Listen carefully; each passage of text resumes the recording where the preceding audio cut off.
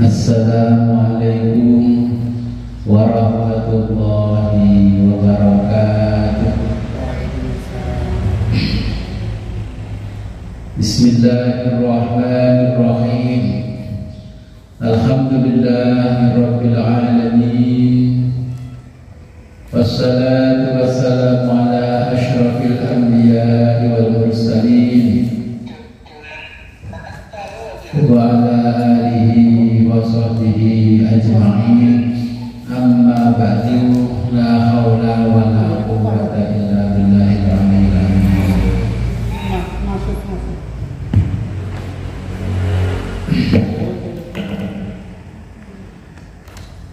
Alhamdulillah, pada siang hari ini kita diberikan kenikmatan oleh Allah Subhanahu wa taala sehingga kita bisa kembali ngaji kitab usul fikih Lubul Usul.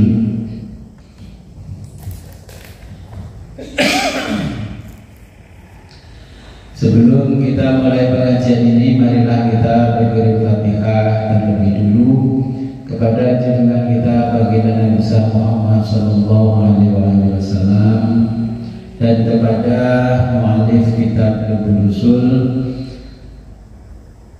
Semoga dengan berwasilah ini kita diberikan kemudahan dalam memahami usul fikih oleh Allah Subhanahu wa taala.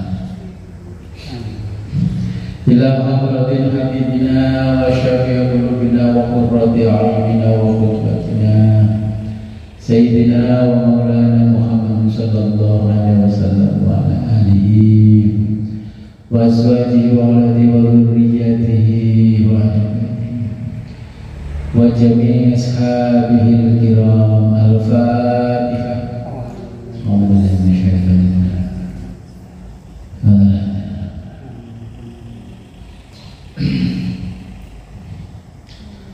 Tsumma ila ruhi Syekhul Islam Abu Zakaria Abu Yahya Zakaria bin Muhammad bin Ahmad bin Zakaria Al-Ansari Syafi'i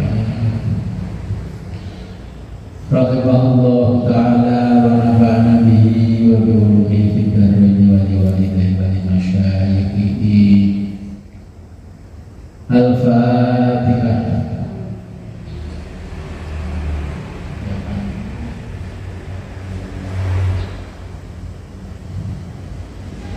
Tsumma ila hadratina abaina wa ummahatina wa ajdadina wa jaddatina wa usudina wa fudina wa ala al-khadirina fi majlisina hadha. Al-Fatihah.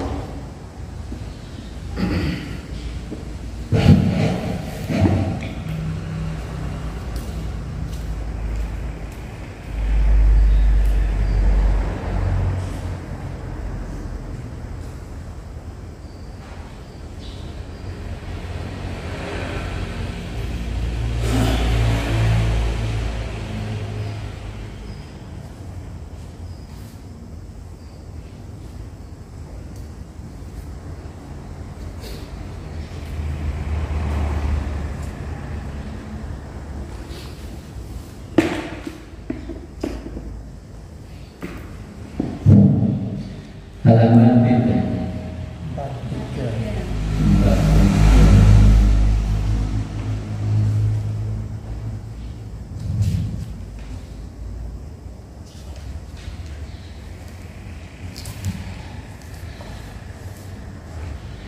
Bismillahirrahmanirrahim.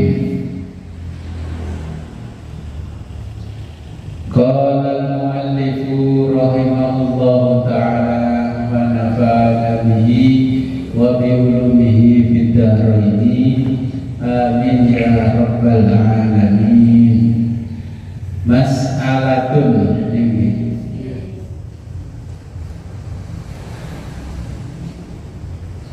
al-muqrabu itu al-mufrad. Dengan terjemahkan dulu al-mufrad.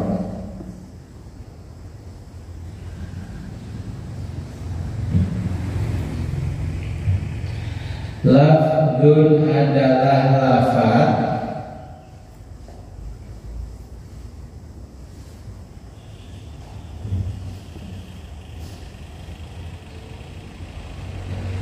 ghairu alamin, ghairu selain alamin bentuk alam.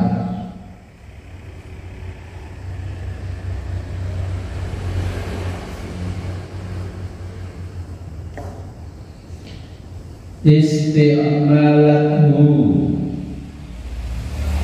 yang digunakan oleh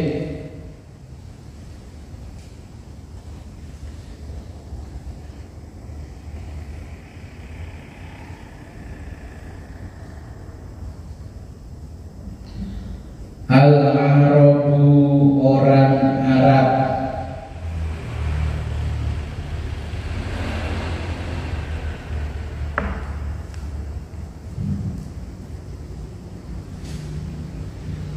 Fima pada makna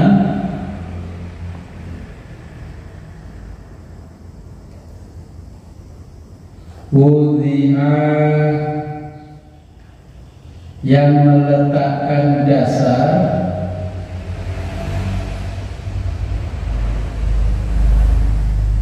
lahu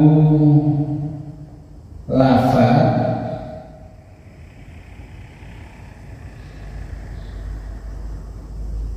fi ghairi selain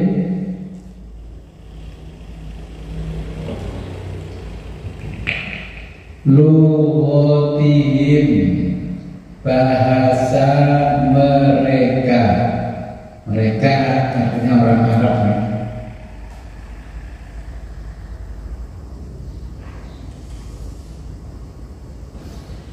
Wal ashahu menurut pendapat ashab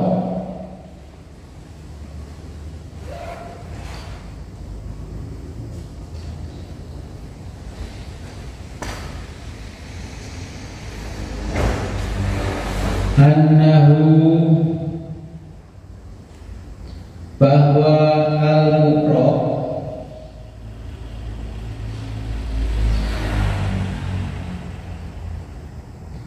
laisa tidak ada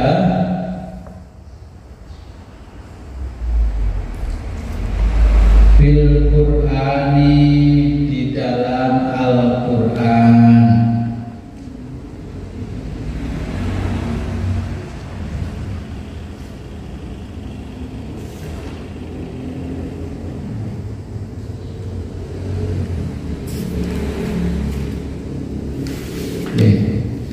Ini ada mufrad.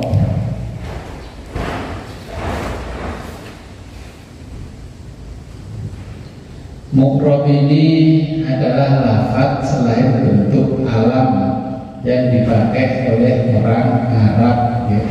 Pada makna yang mendasari peletakan lafaz tersebut selain bahasa mereka. Sekarang ini dalam bahasa Arab modern banyak sekali perubahan-perubahan bahasa. Tetapi mufrad seperti ini, ya, perubahan-perubahan bahasa itu tidak ada di dalam Al-Quran. Seperti orang nyanyi qasidah ya hanana itu kan bahasanya orang sekarang, bukan bahasanya orang dulu yang mengikuti standarnya Al-Quran.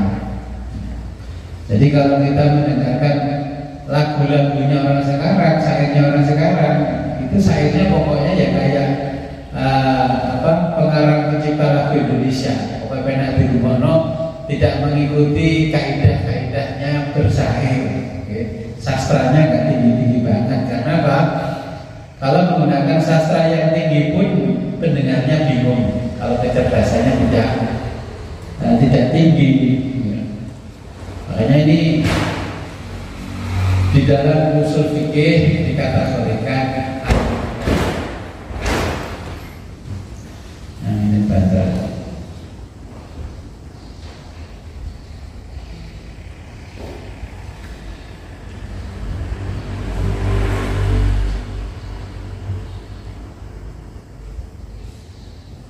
Nah, di dalam Al-Quran ini Allah berfirman, ya inna anzalnahu Qur'anan Arabiyyan. Jadi sesungguhnya kami menurunkannya berupa Al-Quran berbahasa Arab.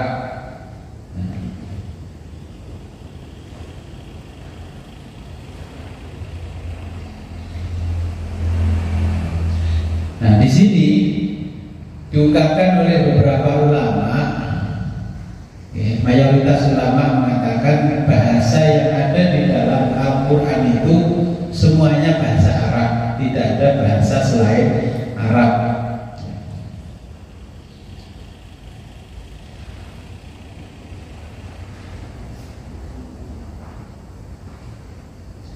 Akan tetapi ini juga masih menjadi perdebatan ulama.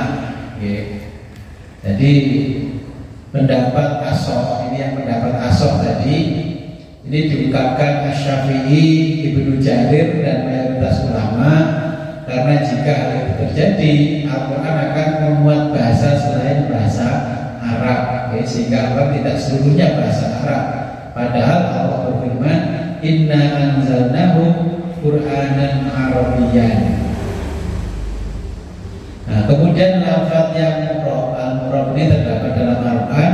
Nah, pendapat ini diungkapkan oleh Imam Ibnu Hajib, karena sedikitnya jumlah lafaz selain Arab, tidak menyalahi ayat yang menjelaskan Al-Quran berbahasa Arab. Nah, kemudian ini fil Qur'ani min kulli lisanin. Jadi dalam Al-Quran terdapat setiap bahasa. Akhirnya Al-Quran itu bisa diserap ke bahasa lain, tapi kalau bahasa lain tidak bisa diserap ke dalam Al-Quran. Karena di Arab itu suku bangsa Arab kan banyak sekali. Jadi kenapa Quran itu kaya bahasa? Karena begitu Quran ayatnya, wahyunya diturunkan oleh Allah kepada Nabi, di mana Nabi berada, yaitu mengikuti bahasa kaumnya. Tidak selalu mengikuti bahasanya orang-orang Quraisy.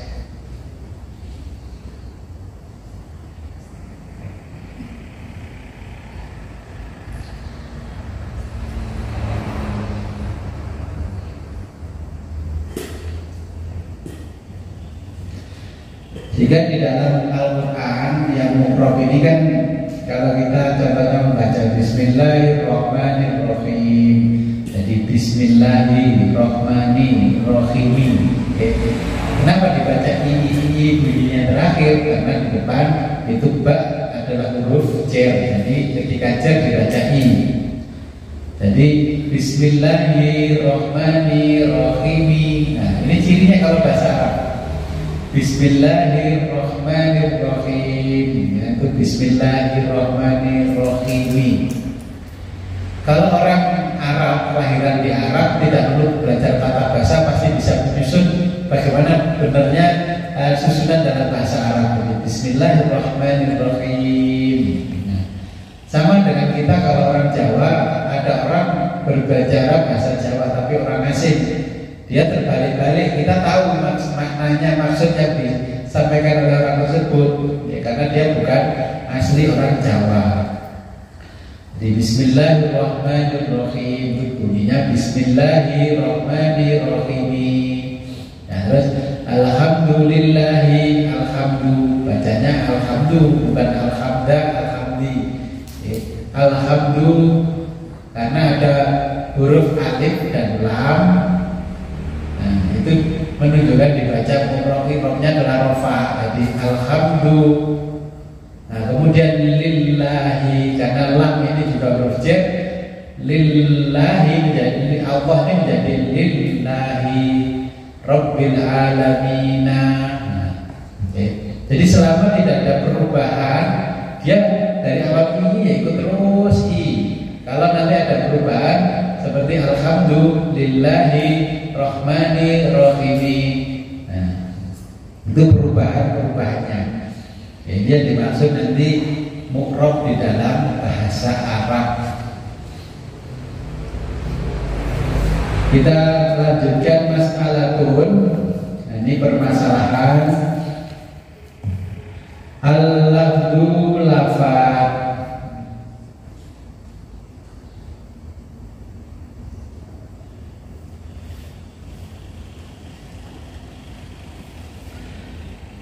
Hakikatun adalah ada kalanya hakikat.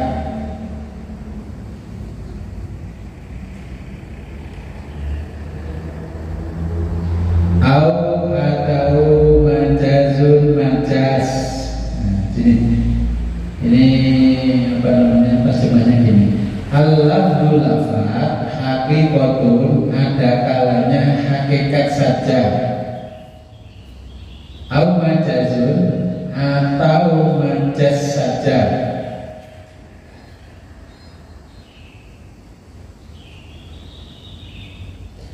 Au huma atau keduanya.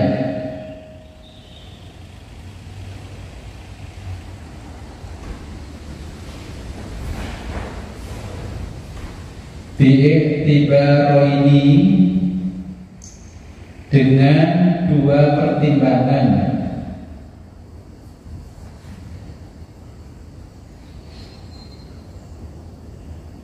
Wa huma, dan keduanya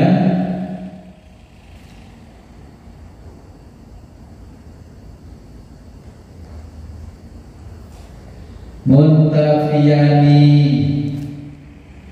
tidak ada dari sebuah lafaz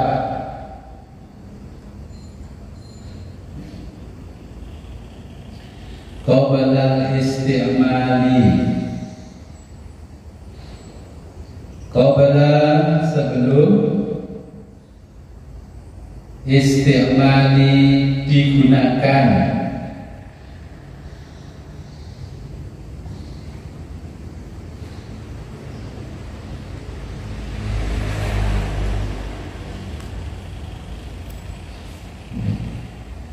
Berarti di situ dulu paragrafnya. Nah, ini ada lafaz, ya, pemakaian lafaz dalam makna. Ada yang hakikat saja, ada yang majaz saja, atau ada yang hakikat dan majaz. Dalam bahasa Arab contohnya al-asadu, artinya binatang buas, yaitu macan, singa. Nah, kemudian kalau ini hakikat saja, berarti itu merujuk kepada binatang buas yang namanya singa. Kalau majaz, ini berarti merujuk kepada selain nama hakikat. Nah, contohnya kalau diletakkan pada nama seorang laki-laki, itu bermakna laki-laki pemberani, jadi al-asad. Jadi ini namanya lafaz yang hanya ada hakikatnya saja atau majaznya saja.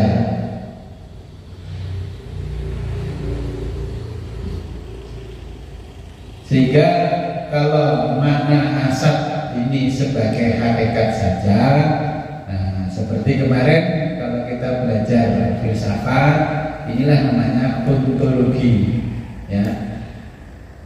Jangan-jangan macannya nggak ada, hanya namanya saja. Contohnya pabrik rokok, gudang garam, itu hanya namanya saja, tapi gudangnya tidak ada di situ.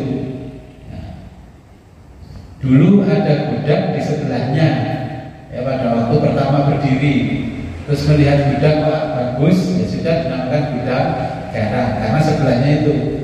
Ternyata majaznya, makna yang disematkan di dalam produk itu membawa keberuntungan. Coba kalau dulu disebut gudang uyah, tak laku, menggunakan makna hakikatnya. Jadi ini makna majaz atau makna hakikat. Jadi kalau kita belajar kemarin di filsafat, ini namanya ontologi. Jadi ketika kita menyebut ini bank syariah, syariah beneran atau enggak? Nah, ini kita pelajari dari usul fikih. Makanya kalau orang berargumentasi begini-begini, ya ini kan kita masalah problematika ini kita teliti satu persatu. Ternyata setelah kita lihat ke dalam, ini cara-caranya menghitung bersama dengan yang konvensional. Berarti ini tidak bisa dikategorikan bank syariah, tapi dikategorikan islamisasi bank.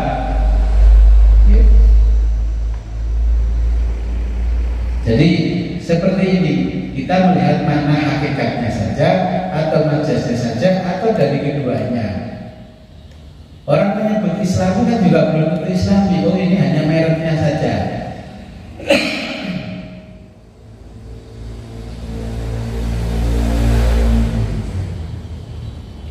Seperti contoh, kalau dalam bahasa Arab ada istilah Robbaniyun.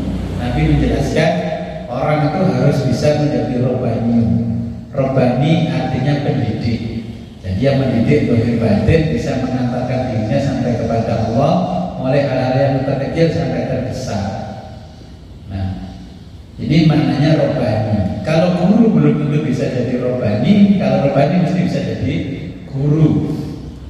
Nah, sempat itu di medsos ada orang yang melontarkan kata-kata begini. Kalau dokter bisa mengajar jadi guru, tapi kalau guru belum tentu bisa jadi dokter. Terus orang tersebut akhirnya dilaporkan karena merendahkan martabat guru. Ya saya begini, ya saya melaporkan itu sih kurang pegawaian. Orang yang mengidentifikasi kenapa, ya ini kan seperti sekarang ini kita ngaji, kenapa standar gajinya guru kok rendah, tapi kenapa sarjana yang lain selain dari bidang pendidikan kok tinggi, contohnya seperti farmasi, IT, kedokteran itu tinggi karena kompetensinya. Jadi kalau dokter ya bisa ngajar, kalau ahli IT bisa ngajar, tapi kalau guru belum tentu bisa ahli IT. Nah, makanya kita belajar usul fikih ini kan nanti bisa membedakan. Sebenarnya yang digaji ini ijazahnya apa? Kompetensinya. Bahasa kuno dulu kan disebut keterampilan ini. Sekarang kan diganti kompetensi. Yang dibayar adalah kompetensinya. Ketika kita buka lamaran kerja, dibutuhkan penjahit, kan nggak pernah mencantumkan syarat lulusan S1 atau lulusan SMK bidang apa tata busana, kan enggak. Saya sudah kayak kerjaan jahitan. Ternyata setelah mengerjakan menjahit, ternyata bagus ya, kamu saya terima, yang ini nggak saya terima. Lupa, ini yang SMK kok bapak terima, saya satu nggak diterima. Kamu S1 kompetensinya kalah dengan yang SMK. Nah ini hakikatnya, berarti kamu S1 itu hanya majas saja. Mau geluduk itu S1, tapi kamu hakikatnya ilmumu kalah sama yang SMK.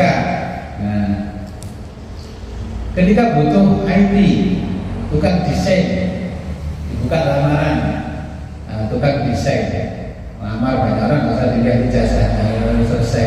Nih, kerjakan selesai, kerjakan lagi. Ternyata kamu yang saya terima, Pak. Kenapa saya kan S2 IT Pak nggak diterima? Nah, kamu saya suruh ngedit video nggak bagus ya. Kamu apa ijazahnya kok bagus? Saya cuma SMP Pak. Loh, kok bisa ngedit bagus? Ya Pak, karena saya kan pengangguran. Jadi setiap hari utak-utak HP, utak-utak laptop, akhirnya bisa ngedit itu Pak. Ya wes, kalau begitu kamu saya bayar sesuai keahlian, tidak sesuai ijazah. Zaman dulu orang kerja ya seperti itu.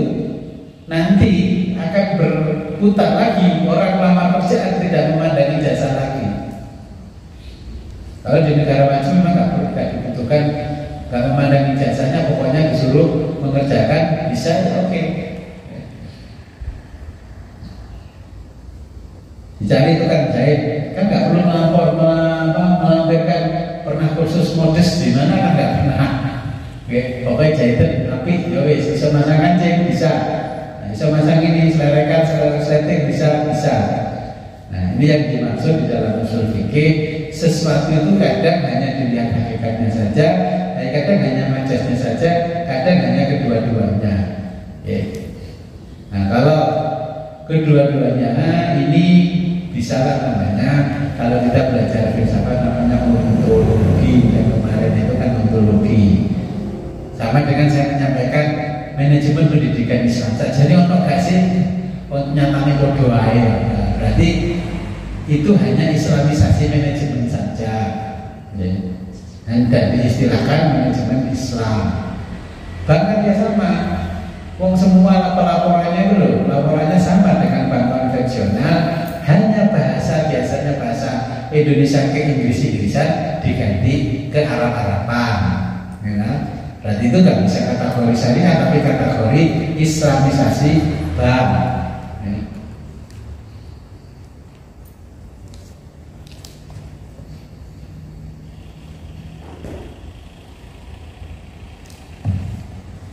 Kemudian juga ada kalimat yang tidak disertai hakikat dan majasnya, ya, tidak disertai hakikat dan majasnya. Nah, itu biasanya satu kalimat yang sudah urfi, ya, sudah berlaku di masyarakat kadung populer, tapi sebenarnya salah kaprah. Dua kali dengan kali kedua, tapi yang ngetren ya dua kali. Baru dibenarkan sama dosen pembimbingnya setelah nulis skripsi, ini jangan dua kali, kali kedua.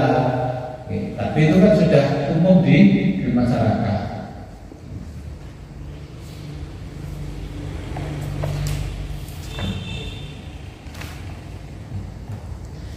Ya, kita lanjutkan summa huwa. Summa kemudian huwa lafaz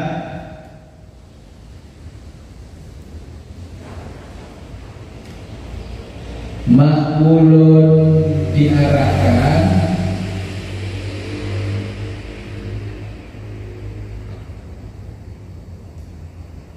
ala urfi pada urfi,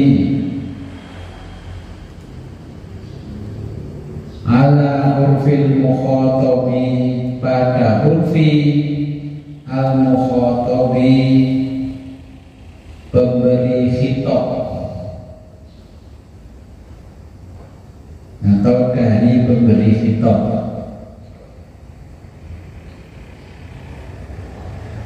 Fa fi syar'i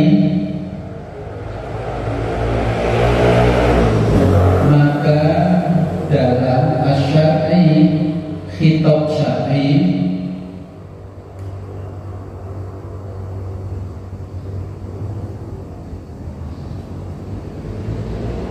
asy-syar'iyyu diarahkan makna syar'i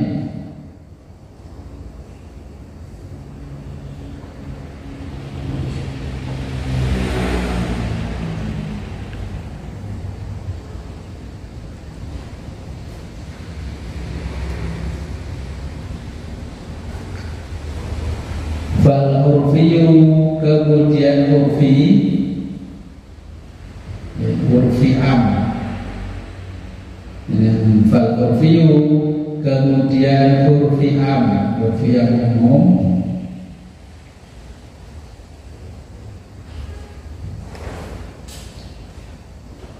fal lughawiyu selanjutnya makna lughawi,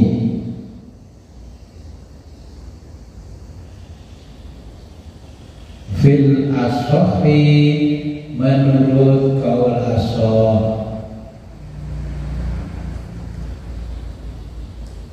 Ini ada contoh yang di sini. Jadi lafaz, ya, lafaz yang diarahkan pada keumuman, ya, urfi itu sudah di masyarakat pembicara itu sudah jelas, ya. Contohnya gini, khomer, bir dan sejenisnya itu khomer itu haram, ya. Terus babi, anjing haram, hukum dasarnya haram. Terus orang ini pergi ke satu daerah yang di situ tidak ada orang Islamnya, non Muslim semuanya. Mungkin Islamnya hanya 1%. Kemudian orang ini tanya, Gus, saya ini kalau beternak babi boleh nggak? Kan saya nggak makan babinya. Terus saya jualan minuman keras boleh nggak? Kan saya nggak minum minuman keras. Minuman keras itu letak keharamannya pada kita kan ketika kita minum. Letak keharamannya daging babi aja ketika kita makan. Dan di tempat saya itu bisnis paling menguntungkan.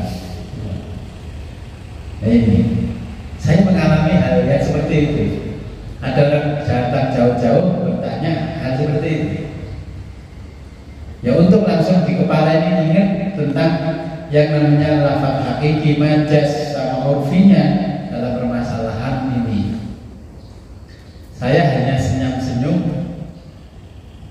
Senyum-senyum itu memilihkan bahasa supaya orang ini bisa menerima apa yang saya sampaikan. Nah ini kalau menurut jenengan gimana? Daerah itu sudah nggak ada orang Islamnya sama sekali, tapi itu bisnis menguntungkan buat dia.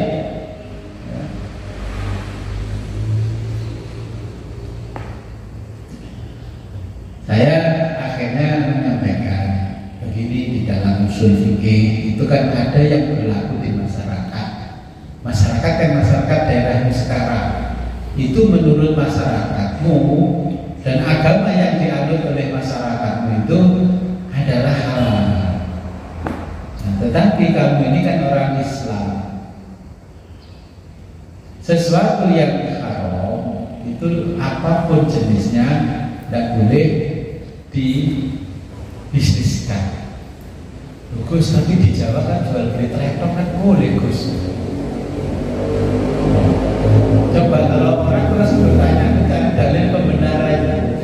Sebenarnya ya saya paham orang ini butuh dukungan untuk membenarkan misinya, mau jualan dan mau berternak babi.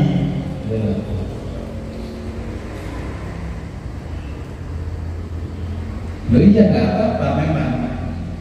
Saya juga begini, kalau nanti kamu saya jelaskan, coba kamu saya tanya balik. Orang berzina itu kira-kira dosa apa? Kan ya dosa besar menurut syariatnya Allah. Tapi kalau kamu tidak berzina, terus kamu kalau beternak PSK kira-kira boleh nggak? Gus, saya kan nggak berzina, Gus. Saya hanya jadi manajernya PSK.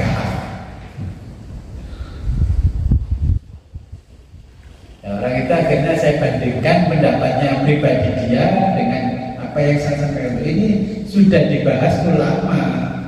Ulama abad ketiga keempat Hijriah itu sudah membahas. Kita memang tidak minum arak, tidak minum khamr, tidak mengkonsumsi sabu-sabu.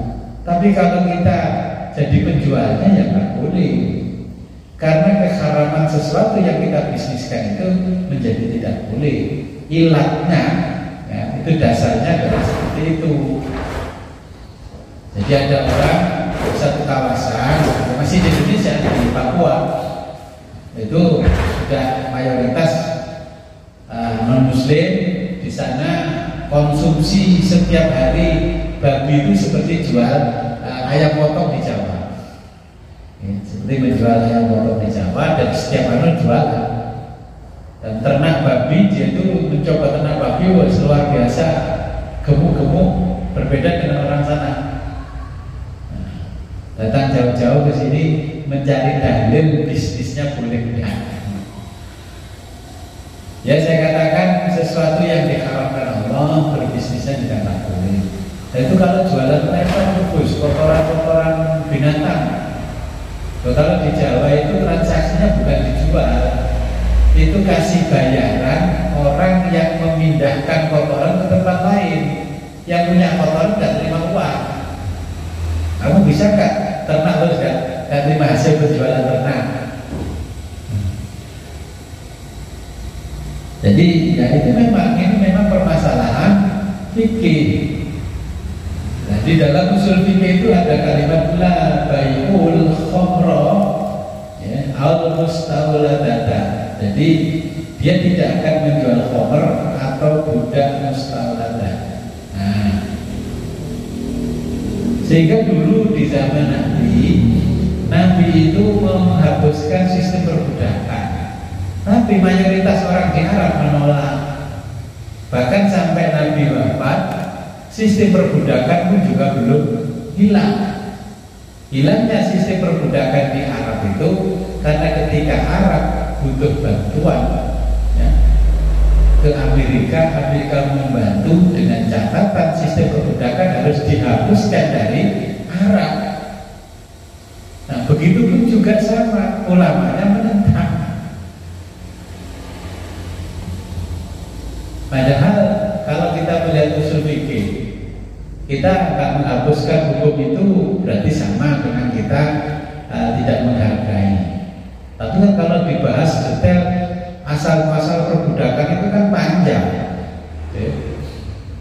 Makanya kita nggak konsumsi khamrnya. Bagaimana kalau hanya jualan khamr saja, kan gitu. Ya akhirnya kalau nggak konsumsi sabu-sabu, jualan sabu-sabu ya bandarnya. Di dalam hukum positif ya tetap ada masalah. Makanya di dalam syariat urfi sudah lazim di masyarakat terjadi.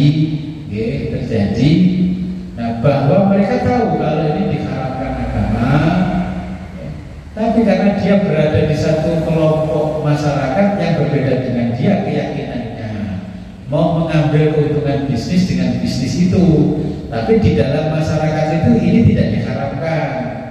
Yang diharamkan di Islam belum tentu diharamkan di luar Islam. Selama kamu masih menjadi orang Islam, bisnis yang seperti itu tetap diharamkan. Tidak satupun ulama usul fikih, ulama fikih dan ulama-ulama yang lain membenarkan itu, walaupun itu urfi di masyarakat yang kamu tempati wilayahnya. Nanti kalau ini memang dihalalkan, nanti orang akan berbondong-bondong tenang SK. Itu lebih menguntungkan lagi.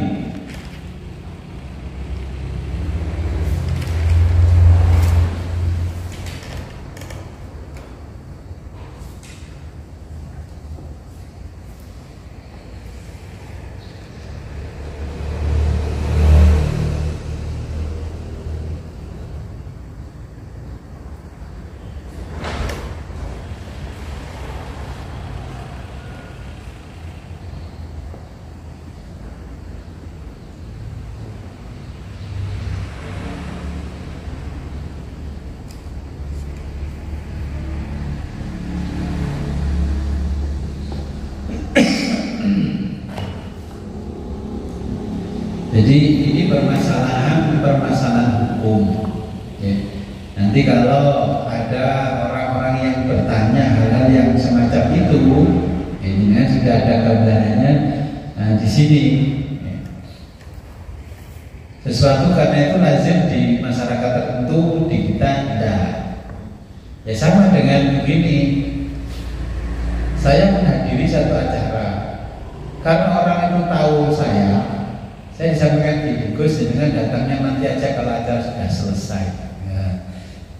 Saya mikir apa ya pokok-pokok sing acara wis mungkin dipikir dulu acara nih. Tapi orang itu tidak memberikan argumentasi yang jelas, sehingga membuat kita ini penasaran apa ya. Nah ternyata di situ yang berlaku urfi di masyarakatnya. Kalau ada hajatan apapun, itu khamr, minuman keras itu ada di diam meja dan di situ sambil nyanyi. Ini masyarakatnya Muslim, tapi budaya nenek moyangnya tidak bisa hilang. Sama dengan masa kecil saya Muslim, tapi budaya nenek moyang tayupan tidak hilang. Ya. Makanya saya disuruh datang terakhir itu biar acara itu hilang. Saya bilang, oh ini sajanya pinter, tapi tidak bisa memberikan argumen kepada orang yang dilarangnya.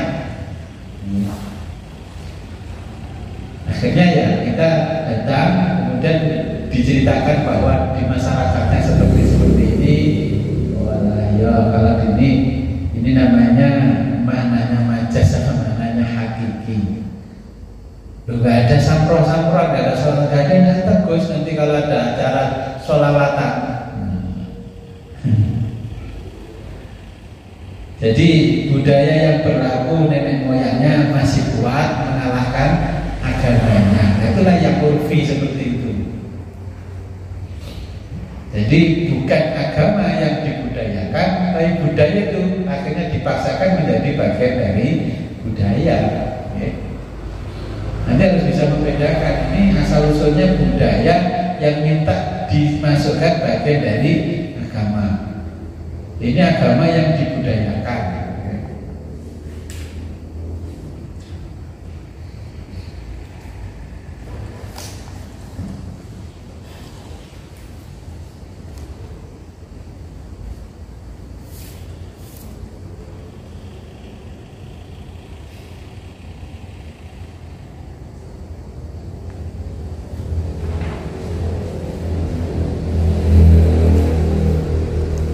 Ya, kita lanjutkan wal asahu.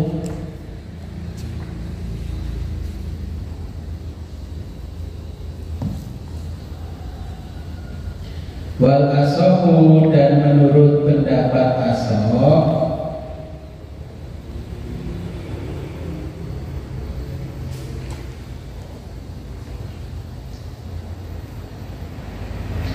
annahu, bahwa idza, ketika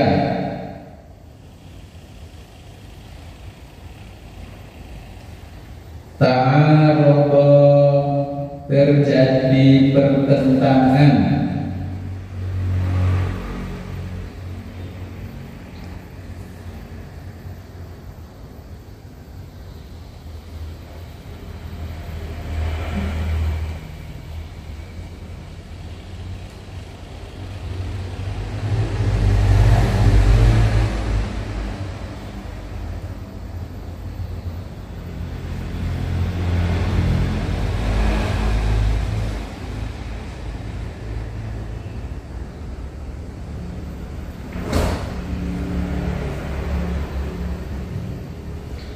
idza, ketika ta'arada, terjadi pertentangan,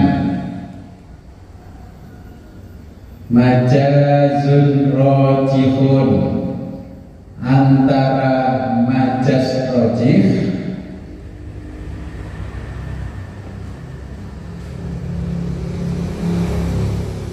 wa haqiqatun, dan hakikat, marjuhatun, marjuhah, hakikat marjuhah.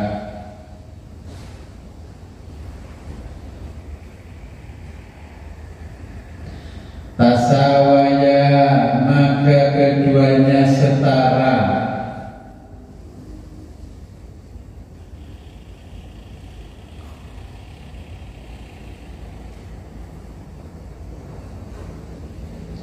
Wa anna, dan bahwa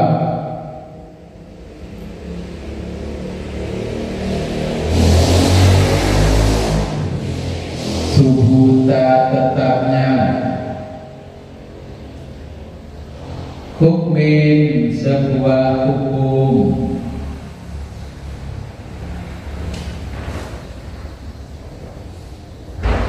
yumkinu, yang mungkin,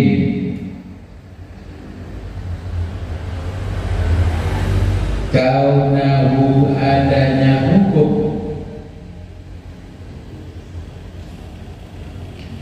muradan, dikehendaki,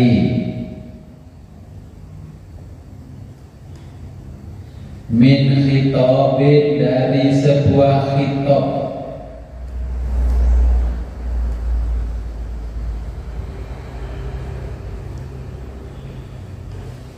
Lakin namun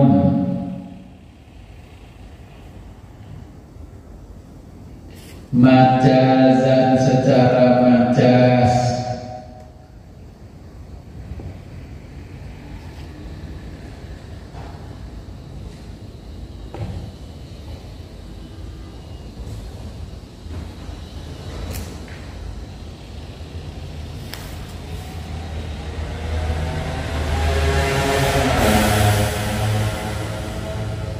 la dulu tidak menunjukkan ala bahwa annahu hukum tersebut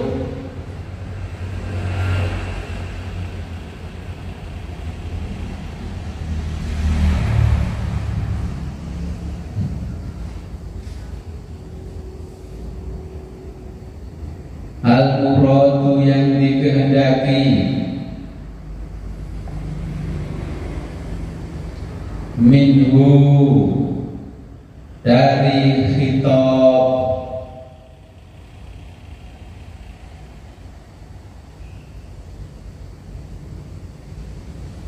fayabqa sehingga menetap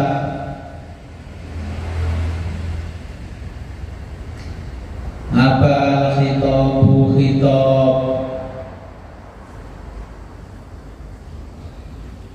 ala haqiqatihi dalam hakikatnya.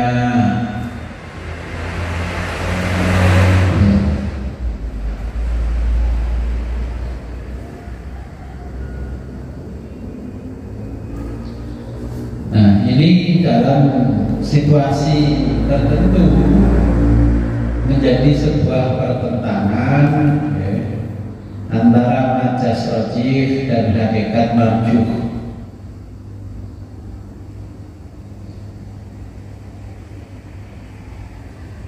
Nah, pertentangan ini yang dimaksud majas rajih. Rajih itu unggul atau dominan. Hakikat marjuh ini yang mengungguli, yang mendominasi. Dominan sama yang mendominasi.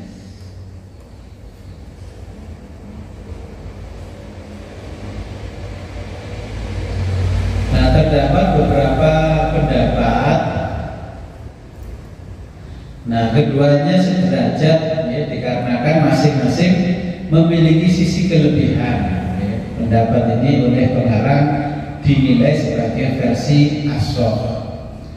Nah, hakikat lebih baik sebagai sandaran mengarahkan makna karena hakikat adalah asal sesuatu.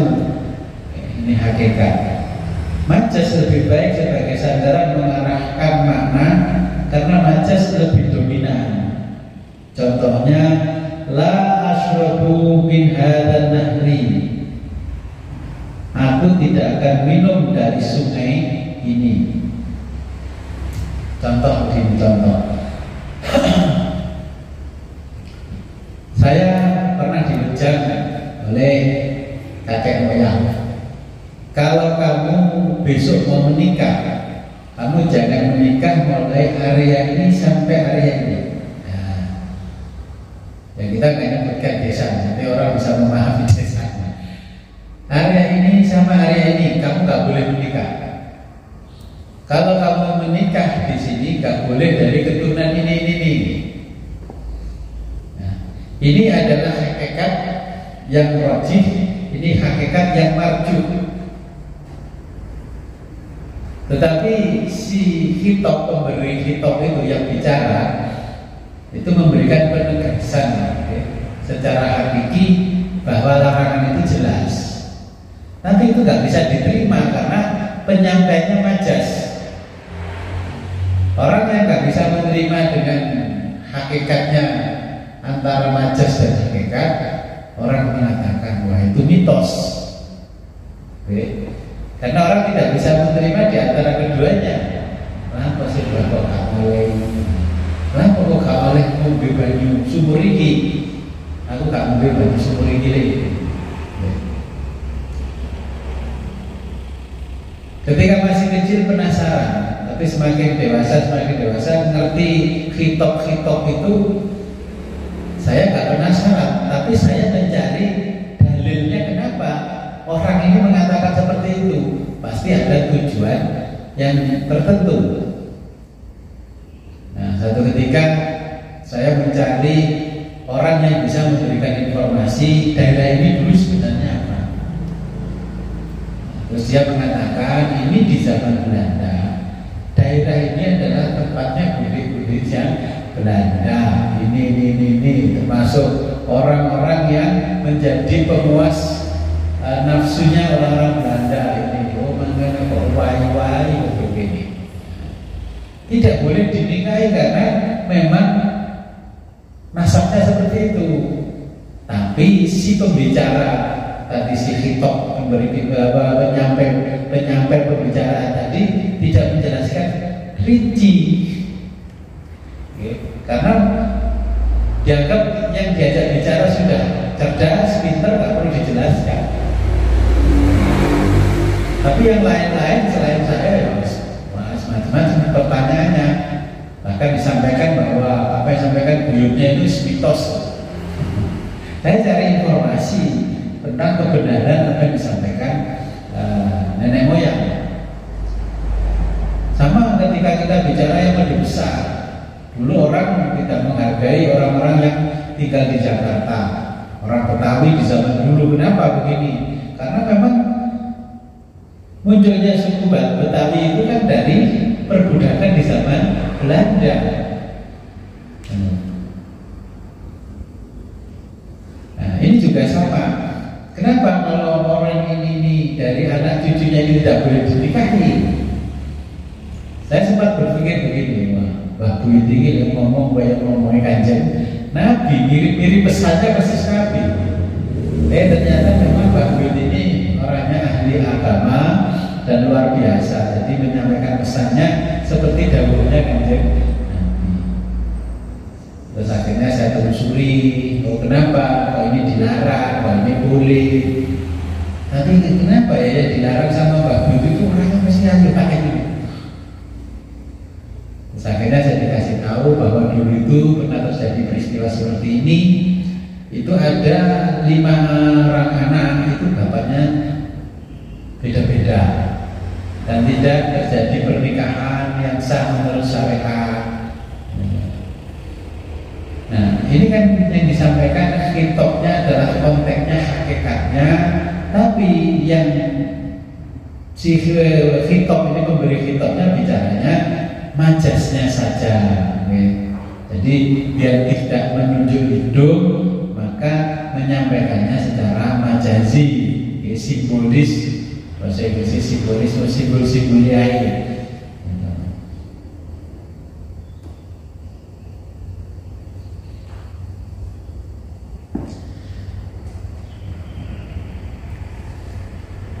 Nah, sama seperti di dalam ungkapan bahasa Arab, wis aku gak bakalan ngombe banyu sumur ini.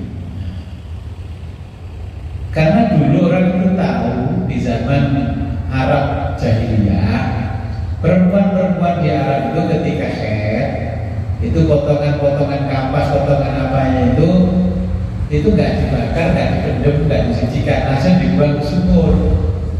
Nah, orang yang ngerti ceritanya sumur itu ya gak mau minum itu, tapi gak mau cerita kepada temannya yang lain. Sama dengan kita. Aku mau memutar lagi masih di Dolpura. Padahal sih pokoknya mau. Orang itu tidak mau mengungkapkan hal-hal yang sifatnya menyinggung orang lain dan sebagainya. Kita cari informasi lah, masih kayak nonton ngomong. Aku udah gelap. Ternyata tanah itu dulu adalah tempat kuburan massal di zaman Belanda, di zaman ketika mulai SPKI.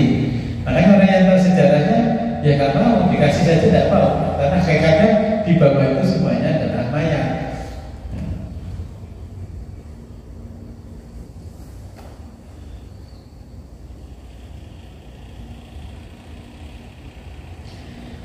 Nah, kemudian kalau kita hubungkan dengan sesuatu yang ibadah, ya, dari kitab itu Allah berfirman di dalam Al-Quran surat An-Nisa, aulamastumun nisa'a, atau kamu telah menyentuh perempuan.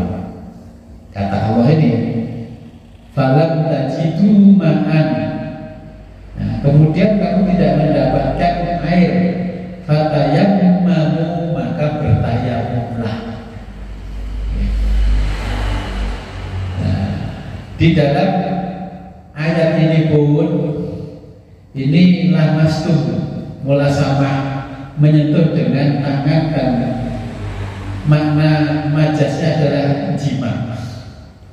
Nah, makanya kalau ini pendapat yang pertama, menyentuh perempuan itu istrinya sendiri tidak membatalkan itu, karena lamastumu itu dulu orang mengartikan menyentuhnya dengan menyetubuhi.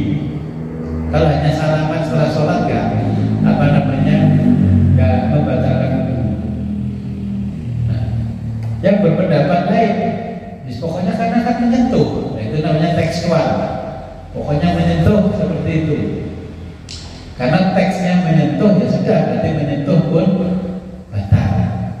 Yang tekstual seperti itu, yang kontekstual, yang mengerti sejarahnya, kenapa mengambil kata-kata lamastu, itu yang dimaksud adalah menyentuh dengan menyetubuhi.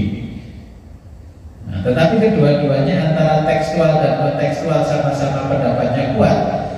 Kita pilih yang mana? Kalau saya pilih kontekstual. Konteksnya dulu menyentuh itu adalah dengan menyetubuhi perempuan, istri, maka kita membatalkan wudu. Tapi yang bagus di madzhab Syafi'i, dan pokoknya perempuan yang bukan muhrim akhirnya membatalkan. Alasannya Imam Syafi'i karena orang yang boleh dinikahi adalah orang lain, statusnya adalah ajnabiyah. Tapi madhab yang lain mengatakan, loh iya memang yang boleh dinikahi itu orang lain, tapi kalau sudah dinikahi kan menjadi muhrim. Kalau sudah muhrim tidak membatalkan wudu. Berarti yang berlaku pada ayat ini adalah menyentuh dengan menyetubuhi, atau minimal dengan berayahi orang Jawa. Nah, makanya ini menyentuh maksudnya adalah dengan menyetubuhi, hakikatnya menyentuh dengan menyetubuhi. Kata-kata lamastu itu mulasama, artinya menyentuh dengan menyetubuhi. Jadi kalau nggak menyetubuhi berarti tidak membatalkan wudu. Nah, mulasama di sini menyentuh dengan menyetubuhi itu dalam bahasa Arabnya adalah wati, bukan wati bahasa Jawa. Wati bahasa Jawa perempuan, kalau bahasa Arabnya wati itu orang yang menyetubuhi, yang bersetubuh. Nah, kemudian berkembanglah bahasa itu diperhalus menjadi jima. Jima itu berasal dari kata jama'i, jami'u jima.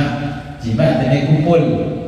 Ya, karena bahasa fikihnya jima, orang yang ngaji fikih ngomong wis kumpul bojo ta. Nah, yang dimaksud kumpul ya, kalau makna hakikatnya pokoknya berada di satu tempat bersama namanya kumpul. Tapi ketika makna hakikatnya dan majazinya berbeda, ini kumpul sini maksudnya kumpul yang bersetubuh. Ketika kita bicara bahasa Melayu, lamastumu, aulamastumu, ini berbeda lagi, bersegama dan bercengkerama. Nah, akhirnya berkembang dalam bahasa yang lebih modern lagi, anak-anak sekarang namanya bukan bersenggama, bukan bersetubuh, tapi bercinta. Makna cinta yang hakiki adalah rasa kasih sayang, tapi makna cinta yang majazi adalah bersetubuh. Nah, makanya kalau tekstualnya bercinta ya sudahlah, bersukaria dengan pasangannya bercinta. Tapi makna majazi seperti yang kontekstualnya berarti bersetubuh, berhubungan badan. Maka perdebatan ini aulamastumun nisa'a falam tajidu ma'an fatayammamu. Kalau saya cenderung membaca beberapa tafsir ini artinya menyetubuhi. kita kalau ditanya lu, mari salaman bojone kok sholat mana? Ya saya memahami Allah masukun nisa'a itu adalah menyentuh dengan menyetubuhi.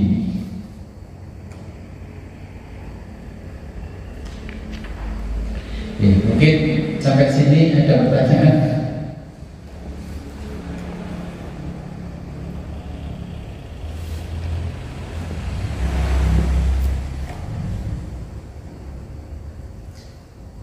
Usul fikih ini, ya, adanya usul fikih. Kalau jenengan sudah mengerti filsafat, mempelajari usul fikih ini sebenarnya lebih mudah. Karena arah berpikirnya ya seperti itu, filosofis. Ya. Maka ketika membaca ayat itu dibaca tekstual atau kontekstual. Contoh, ketika Nabi mengatakan janganlah kamu menyemir rambutmu dengan warna hitam. Tekstualnya kalau dipahami tekstual ya sudah, menyemir rambut warna hitam tidak boleh.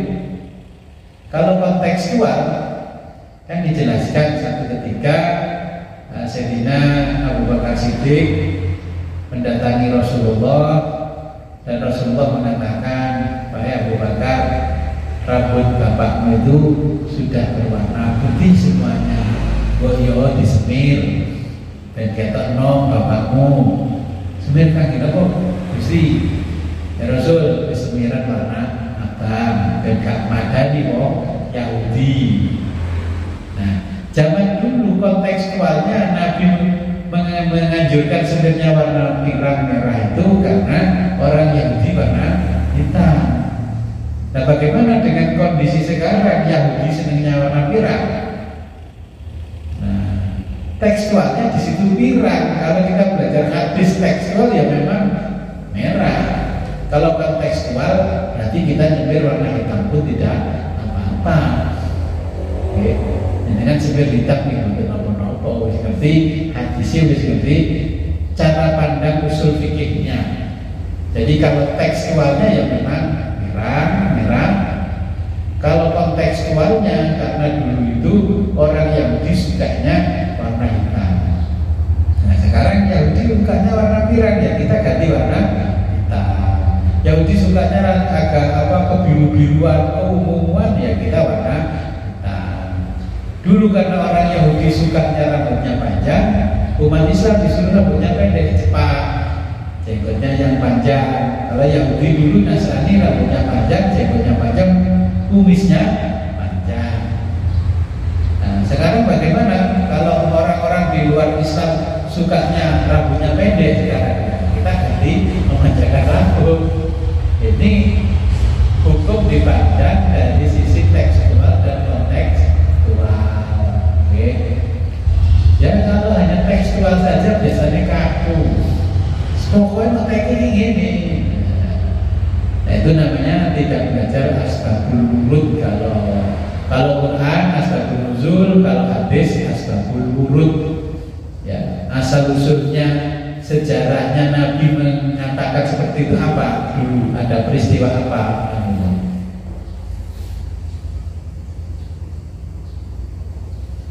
Kemudian Nabi menjelaskan ketika di pasar ada perempuan bersama budak-budaknya ada 10 lebih, itu bajunya panjang, ekornya sampai menyapu tanah, itu dibawa oleh budaknya 10 orang kemana-mana.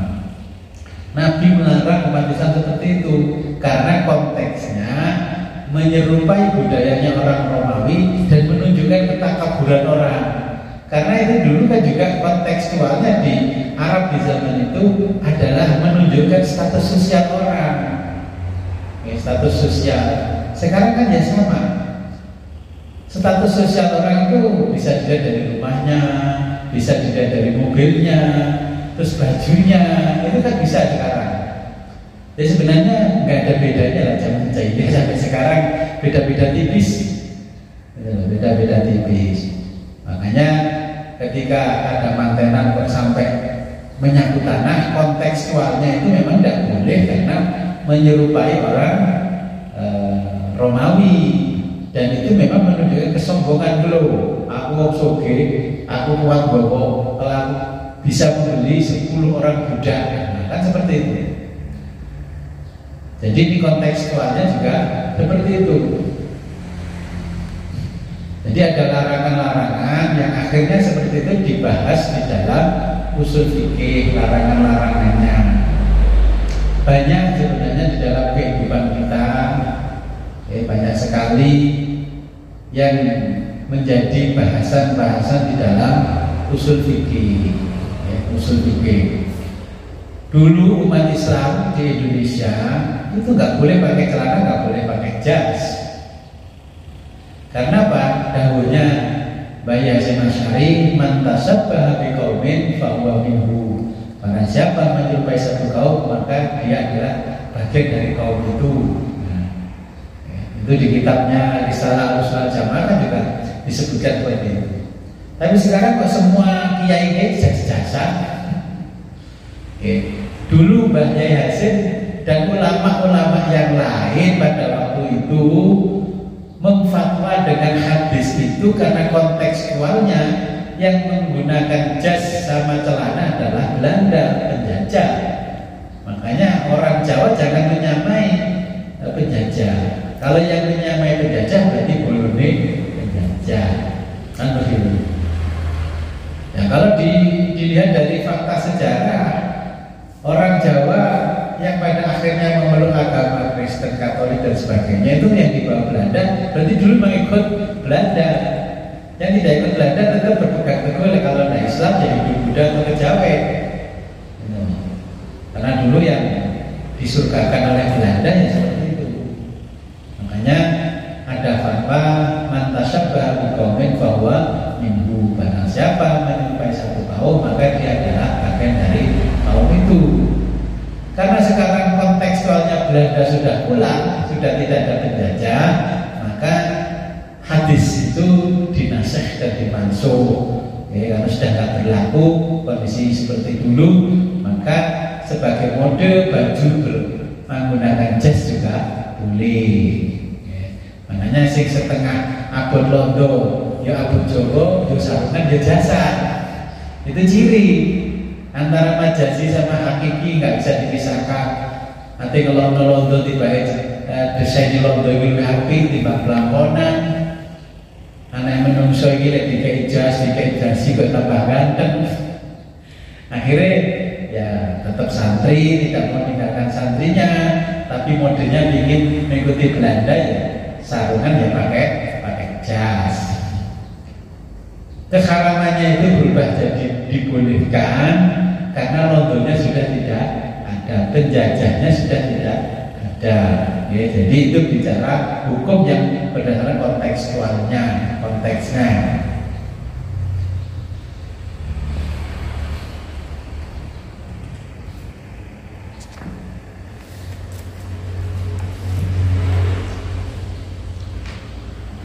Kita lanjutkan satu permasalahan lagi. Mas'alatul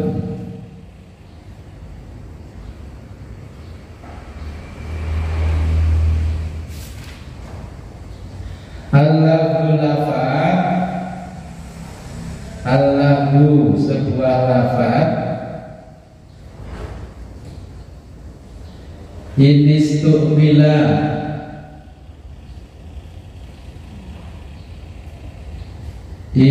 apabila istumila terpakai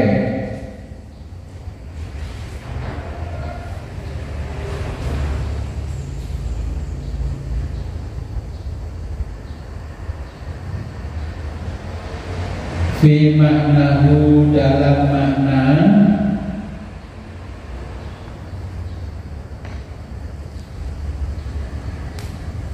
al-haqiqiyu hakikatnya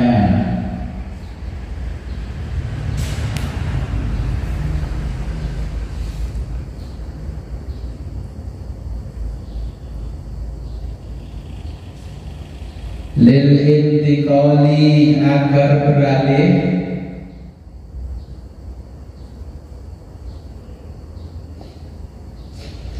ila lazimihi,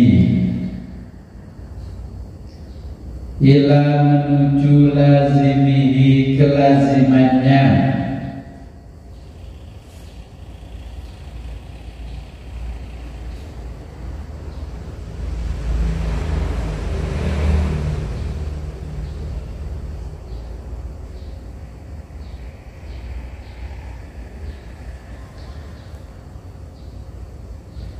Fakinayatun, maka disebut kinayah.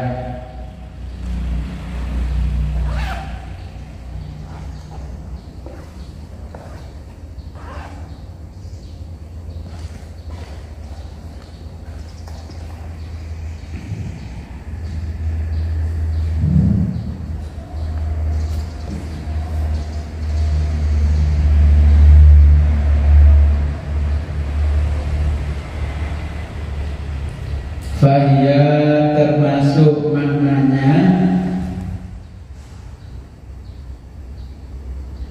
hakikatun, secara hakikat,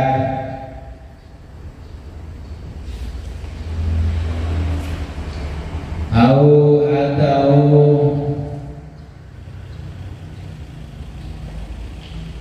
mutlakon, secara mutlak,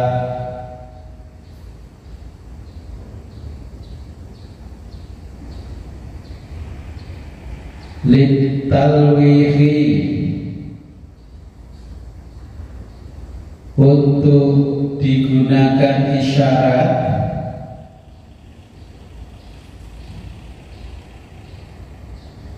biwairi, selain maknahu, maknanya.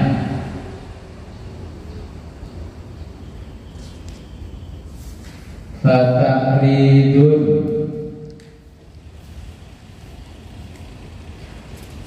disebut tahrid.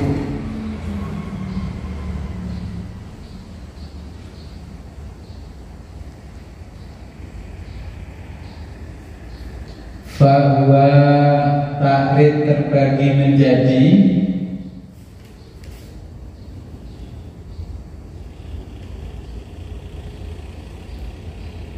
hakikatun, hakikat,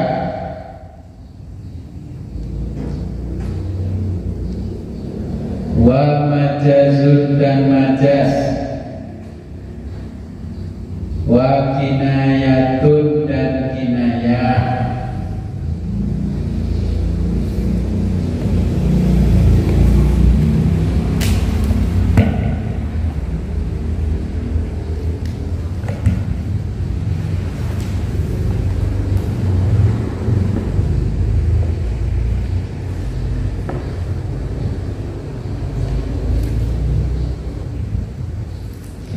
Jadi ini ada satu permasalahan, jadi problematika ini. Lafaz, sebuah lafaz apabila terpakai pada makna hakikinya agar beralih menuju kelaziman maknanya, ini disebut kinayah, dan kinayah termasuk hakikat. Atau lafaz tersebut terpakai pada maknanya secara mutlak, itu baik hakikat, majaz atau kinayah, ya. Untuk mengisyarati makna yang lain maka disebut tahrid. Tahrid terbagi menjadi hakikat, majaz, dan kinayah.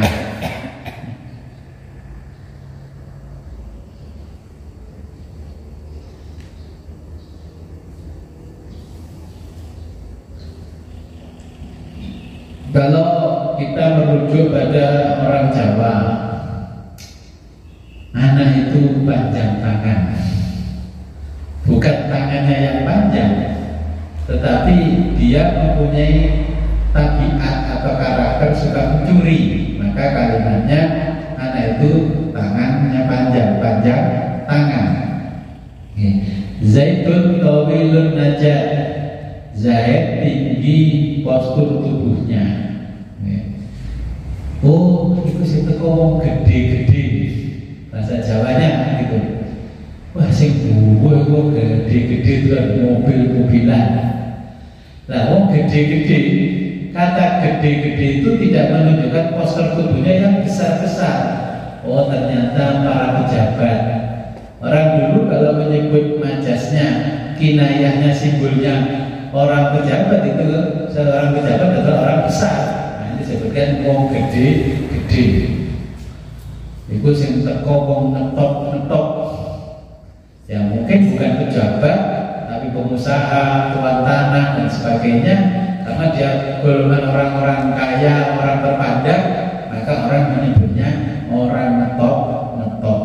Nah ini makna hakikatnya menjadi supaya kelazimannya diterima oleh orang banyak. Ini lafadznya ini gede, jadi wong gede-gede. Mobil itu berubah jadi mobil-mobilan. Wah, saya tuku nang warung mobil-mobilan. Kalau makna hakikatnya kan berarti bukan mobil-mobilan. Nah, itu menunjukkan makna hakikat beralih kepada majasnya, karena itu orang membawa mobil bagus-bagus, jadi mobil-mobilan. Pokoknya warung sing teko mobil-mobilan itu mesti enak. Itu kinayahnya seperti itu. Nah, karena itu sudah berubah jadi satu, jadilah takrib. Wah, pas mantu sing teko wong gede-gede, wong top-top. Wah. Nah, ini menjadi satu, jadilah takrib. Terus akhirnya kan dari mana itu takrib ini ada satu kata menyebutkan begini kalau dalam bahasa Jawa. Sajane sapa sing mantu kuwi. Nah, dari mana takribnya itu? Wah ternyata wong iki kandhayani bolone wong gede-gede karo wong top-top. Jadi secara hakiki dan radiahnya orang ini, oh ternyata orang ini juga punya koneksi orang top-top.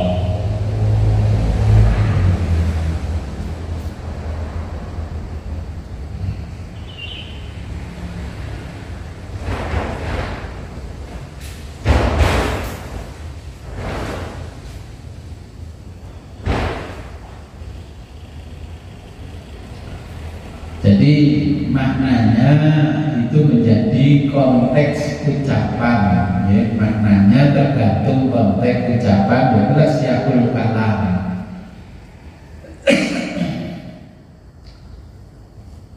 Jadi yang seperti itu ya, kalau di Jawa seperti itu di dalam konteks permasalahan di dalam usul fikih namanya takrib, ya.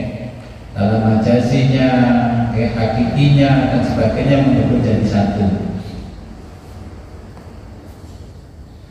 Nah, orang-orang kadang kan hanya kinayahnya saja, tapi ternyata itu digabung menjadi satu, semuanya terkumpul, maka dia disebut takrib.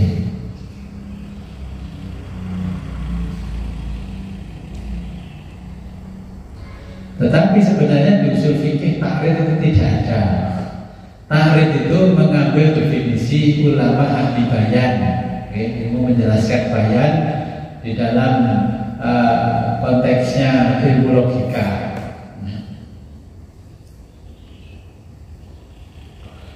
Kalau konteksnya ilmu fikih, usul fikih adalah kinayah.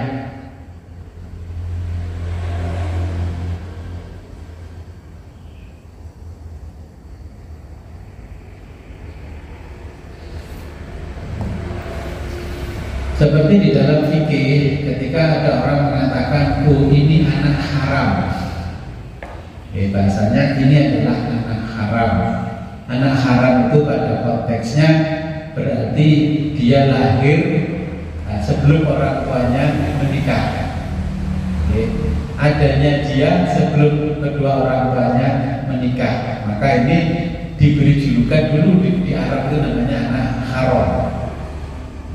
Anak haram itu hasil dari zina. Nah, zina sendiri di dalam bahasa Arab itu bukan orang-orang berlaku menyimpang. Zina itu zainun, artinya perhiasan. Makanya Allah saking menghaluskan kata-katanya zina, zainun artinya orang yang berhias. Jadi itu makna kata yang dimaksud oleh Allah dengan zina. Makanya kan orang zainuddin, hiasan sama.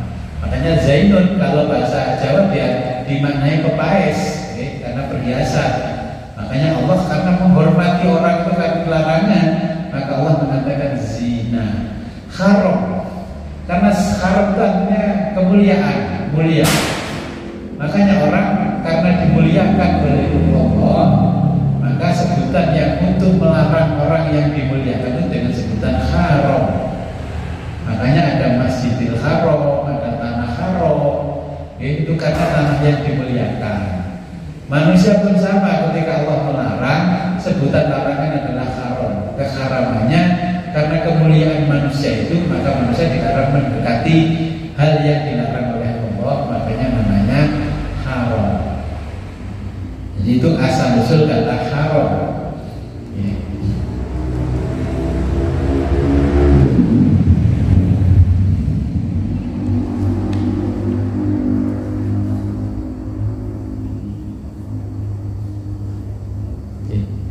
Mungkin ada pertanyaan?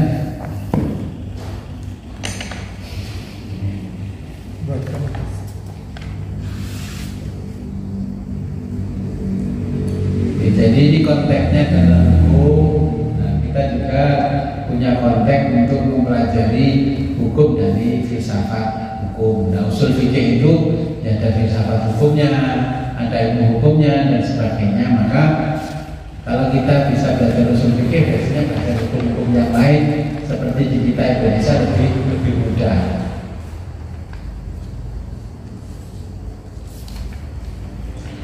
Jadi kalau ada pertanyaan untuk materi usul fikih sebelum kita akhiri, marilah kita berdoa kepada Allah. Mudah-mudahan apa yang kita pelajari pada sore ini membawa manfaat barokah fid din wa dunya dan akhirat. A'udzu billahi minasyaitonir rajim. Bismillahirrahmanirrahim. Allahumma shalli wa sallim wa barik ala sayyidina Muhammad wa ala ali sayyidina Muhammad wa ala kulli sahabati rasul ajma'in. Subhanallah wa bihamdihi adada khalqihi wa ridha nafsihi wa zinata 'arsyihi wa midada kalimatihi. Allahumma ighfir lana maghfiratan tuslihu biha sya'nana fid darain warhamna rahmatan nas'adu biha fid darain wa tub 'alaina taubatan nasuha la nuslah abadan wa alzimna al-istiqamata la azigh anha abadan. Allahumma anta rabbana la ilaha illa anta 'alaika tawakkalna wa anta rabbul arsyil 'azim. Ma syaa'a kana wa ma lam yasha' lam yakun. Wa la haula wa la quwwata illa billahil 'aliyyil 'azim. A'lamu anna Allaha 'ala kulli syai'in qadir wa anna Allaha qad ahata bi kulli syai'in 'ilma. Allahumma inna na'udzubika min syarri nafsina wa min syarri kulli dabbatin anta akhidhu bi nasiyatiha. Inna rabbana 'ala siratal mustaqim. Wa sallallahu ala khairi khalqika sayyidina Muhammadin wa ala alihi wa sahbihi wa sallam. Alhamdulillahi rabbil alamin. Al-Fatihah. A'udzu billahi minasyaitonir rajim. Akhirul kalam, ihdinas siratal mustaqim, wa billahi taufiq wal hidayah wa ridha. Assalamualaikum warahmatullahi